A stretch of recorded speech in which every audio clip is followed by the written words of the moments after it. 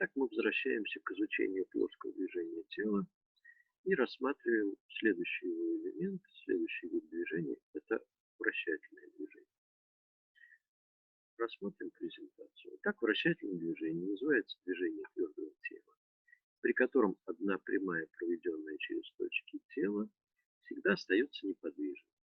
Эта прямая называется осью вращения, а все точки, не принадлежащие этой оси, совершают движение по траектории в виде окружности. Вот такое движение называется вращатель. И наша с вами задача определить кинематические характеристики движущегося тела в целом, а также кинематические характеристики точек, принадлежащих телу, совершающего вращательное движение. Как вы видите, характеристикой, описывающей путь движущегося тела, является угол поворота тела относительно оси вращения. Секундочку. Да. Будем считать, что положительное вращение– это движение против часовой стрелки. Итак, продолжим дальше. Нас интересует скорость тела в целом. Это угловая скорость. Величина угловой скорости вращения тела омега является первой производной от кинематической характеристики, описывающей вращательное движение, то есть от угла φ. Итак, омега, угловая скорость, это есть dφ по dt. Когда мы говорим об ускорении, то имеется в виду, или мы понимаем, что ускорение– это быстрота изменения угловой скорости, то есть это изменение угловой скорости по времени d омега по dt. Или это величина углового ускорения является второй производной от угла φ по времени. Если говорить о кинематических характеристиках точек твердого тела, то нам надо, во-первых, говорить о пути, которые совершает или проходит это тело при вращательном движении, это точки, принадлежащие телу при вращательном движении. И, как вы знаете, движение точек осуществляется по окружностям, а длина дуги окружности равняется углу φ на радиус окружности. Причем модуль скорости является первой производной от пути по времени. Это вам известное соотношение. И в нашем случае, выражая через угловой угол поворота и радиус, мы получаем производную вот этого произведения. R величина постоянная, за знак дифференциала мы выносим, то есть dφ по dt это есть омега. Вот у нас получилось соотношение v равняется омега. Вектор скорости, как и ранее, направлен по касательной к траектории движения, по касательной к окружности.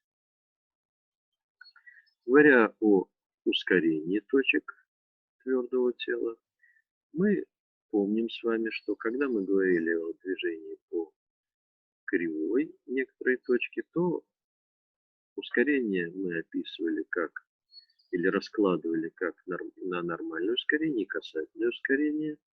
И, как и ранее, у нас с вами касательное ускорение это есть первый производный от скорости по времени, а в нашем случае это будет после дифференцирования касательное ускорение равняется угловому ускорению на радиус, а нормальное ускорение, как и ранее, v квадрат на ρ, ρ это радиус, v омега r в квадрате, сокращая, получаем, что нормальное ускорение равняется квадрату угловой скорости на радиус. Модуль ускорения, он может быть определен в результате геометрического сложения касательного ускорения и нормального ускорения в квадрат этих величин. И выражая через угловое ускорение и угловую скорость, получаем следующую форму. Вот. Ну, в общем-то, этот материал вам был ранее известен, мы его так напомнили, актуализировали, как говорят. Сейчас послушаем для тех, кто изучает на английском языке, ту же самую информацию виде видео.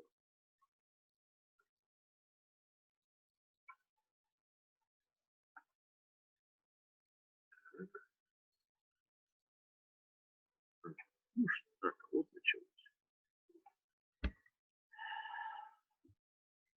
For rigid body planar motion, rotation is limited within the xy plane. Although it looks like rotation is only about a fixed point, point O, in this plane, in reality, rotation occurs about a z-axis that passes through point O and is perpendicular to the xy plane. Therefore, this is known as rotation about a fixed axis.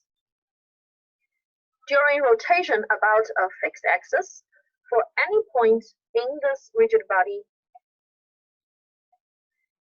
its path of motion is always circular, with radius being the perpendicular distance from this point to the axis of rotation. We can draw an arbitrary line that is within an arbitrary cross-section which is perpendicular to the axis of rotation. And after some time, it has rotated to a new position.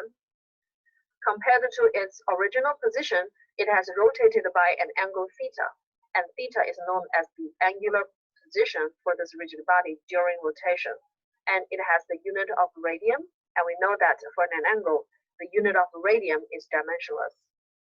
And the time derivative of angular position is angular velocity omega, which equals to d theta dt, and it has the unit of radian per second.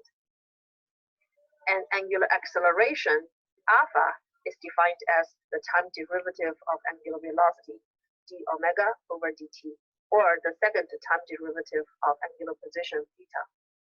It has the unit of radian per second squared.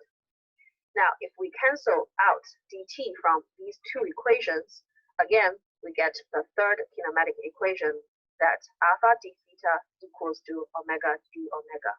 And these should look very familiar to you. Since, as you recall, we learned about the three basic kinematic equations for linear motion a long time ago, and now we have learned the three basic kinematic equations for angular motion, which have very similar format as linear motion. And similarly, just like we have these three equations that apply to linear motion with constant acceleration ac, we can also derive these three equations that apply to angular motion with constant angular acceleration alpha c. For rigid body planar motion, once again, since rotation is limited within the xy plane, therefore, as Cartesian vectors, angular position, angular velocity, and angular acceleration all have components of k, which is the unit vector of the z-axis that is perpendicular to the xy plane. And similar to the sign convention of moment, positive angular motion indicates counterclockwise rotation, and negative motion indicates clockwise rotation. If you recall, a particle is an idealized concept of an object with no size or shape. Therefore, a particle can never rotate. Therefore, during the rotation of the rigid body, all particles in this rigid body undergo curvilinear motion. And we already mentioned they follow a circular path. Therefore, when the rigid body is undergoing rotation, the rigid body itself has angular velocity and angular acceleration, but the particles in the rigid body have linear velocity and linear acceleration. And of course, this is limited to particles that are not on the axis of rotation, since particles that are on the axis of rotation will have no motion. Now let's look at the linear motion of one particle in this rigid body.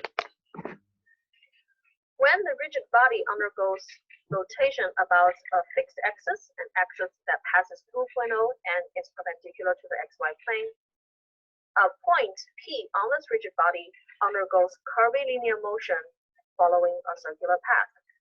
The position of point P measured from the fixed axis is position vector r. And its linear velocity, as we learned before, is always tangent to the path. And the speed, scalar v, equals to ds dt.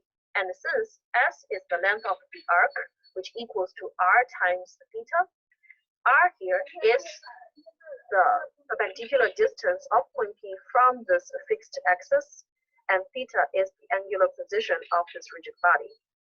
And therefore, v equals to r times d theta dt, and d theta dt is the angular velocity omega of this rigid body. The acceleration has two components, one along the tangential direction and the other along the normal direction. In scalar format, at, the tangential acceleration, equals to alpha times r, alpha being the angular acceleration of the rigid body, and r is the perpendicular distance from point P to the fixed axis. And this indeed equals to dv dt, v being the linear velocity of point P. And the normal acceleration equals to omega squared times r. Omega is the angular velocity of the rigid body, and this also equals to v squared over r that we learned before.